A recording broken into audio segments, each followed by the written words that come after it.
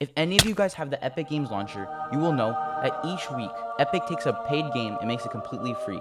Now, some of us, we just download them, we never even install them, we just have them in our library. But today, I'm going to be testing out some of these games to see if they're even worth playing and if I can have some fun in them. Number 1, Out of Line.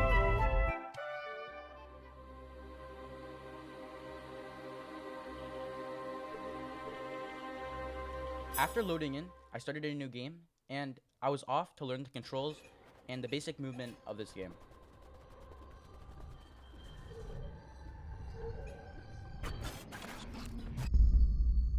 Now that I knew the basic movement and stuff, it was time for me to actually play the first level. It was pretty easy. It was basically just a casual platformer until I got this really cool item. It was almost like a whistle that you can throw, a staff kinda, and it sticks to stuff, and you can bring it back by a click of a button. After fiddling around with this staff thing for a while, I had to get past this gap, and I obviously couldn't jump it because I clearly died. So I was like, maybe I have to stick it to stuff, maybe I have to stick it to this little hole. But after millions of tries, all I had to do was throw it and jump over it to cross. After completing that first stage, I got a pretty good hang of throwing it, jumping on it, and getting past obstacles. Even these little rocks you had to push and stuff to get over obstacles, I was pretty fluent at that. Until I hit the last stages of the level.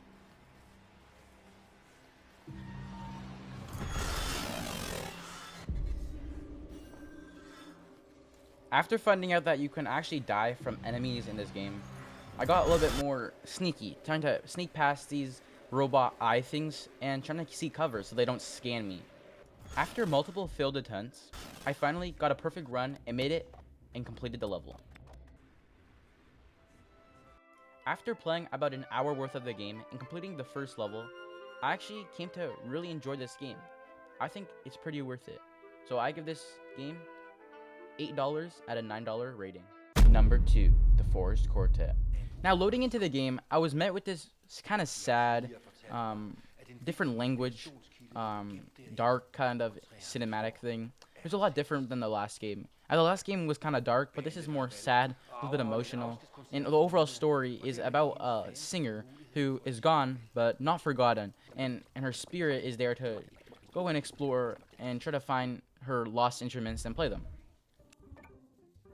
Now actually playing the game, it was a lot different than the last game. It was not a 2D experience, but it also wasn't really a 3D experience. It kind of felt like a top-down, but I really did like the art style. It was very calming and almost scary, but also being caring. I don't know, I was just rhyming there. But yeah, after finding these instruments, I didn't really know what I'd do, but eventually I did go into this piano, and it brought me to this little forest. Now, the game is a puzzle game, and I'm not really that keen on these type of games.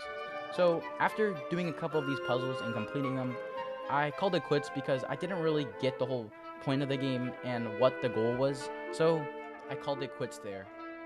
Now overall, the game wasn't really it for me. I mean, the art style was amazing, but the overall story just didn't really fit for what I wanted. Definitely for being more expensive than the last game, it didn't really bring to the table all the things that I expected in a $12 game. So out of $12, I give this a $4 rating. Number 3, Train Valley 2. I loaded up the game, chose the first level, and I was off to start building my train track company, I guess.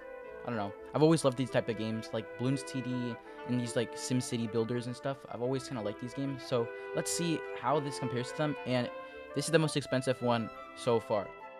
Now, as you guys can see, there's 3 buildings.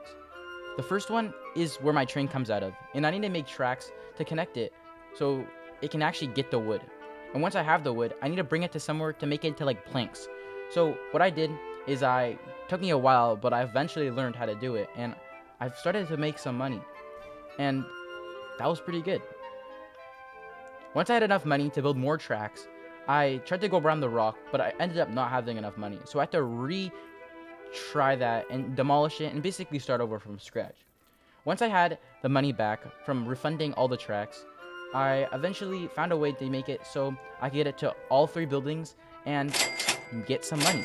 And eventually I started racking in it, and I completed the level. Unlike the other games, this game was a lot more chill and a lot more less caring, as you just gotta click on some buttons, not really control a person. So overall, for $17, it is a little bit pricey, but I do like games like this, so I'll give it $12 out of 17. Well, this is the end. Hopefully you guys did enjoy, and if you did, consider subscribing. If you want me to do more free games, comment that down below, and any other ideas you might have. Anyways, I'll catch you on the next one. Peace.